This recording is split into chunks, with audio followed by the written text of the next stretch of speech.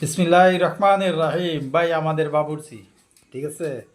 সে কোনো আজকে আপনাদের জন্য নিয়ে আসলাম একটা নতুন চা, গুড়ের চা। হ্যাঁ হ্যাঁ হ্যাঁ এই যে গুড়, হ্যাঁ কিন্তু গুড়টা হতে হবে খেজুরের গুড়।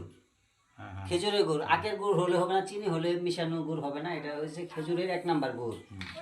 তার সাথে দিতে হবে আপনার, এটা হচ্ছে পাউডারের দুধ, পাউডার দুধ পরিমাণ মতো।